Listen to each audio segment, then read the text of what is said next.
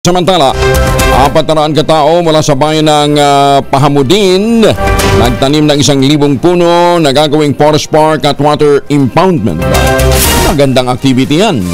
Alamin natin ang detalye mula kay Jun Di Makutang, Aris 19. Assalamualaikum, Jun. Magandang umaga, Pilipinas. Nagbayanihan ang 400 katao sa bayan ng Pahamudin SJE Barm na kinabibilangan ng mga barangay officials, mga estudyante, guro, mga magsasaka, mangingisda, sundalo, PNP at ng iba pang local partners upang ilunsad ang tree growing and cleanup activity para sa gagawing forest park at water impoundment sa bahagi ng Dato Binasing Pahamudin SJA.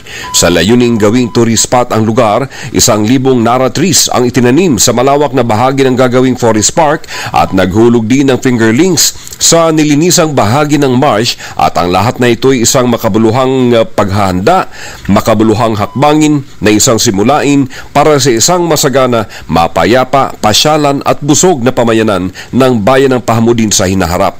Sa nasabing aktibidad, whole force ang pamilya Sinarimbo sa historic event na ito mula sa apo hanggang sa lolo ay kabahagi sa nasabing aktibidad.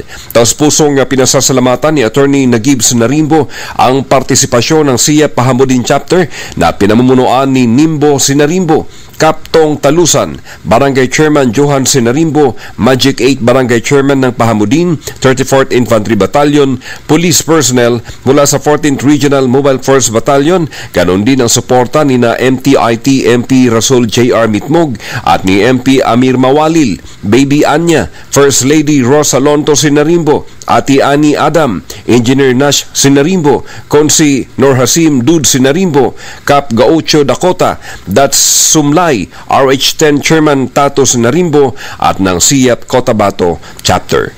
Mula sa Central Mindanao, RH19 Jun Di Makutak, DZRH, una sa Pilipinas, una sa Pilipino. Sukran, John.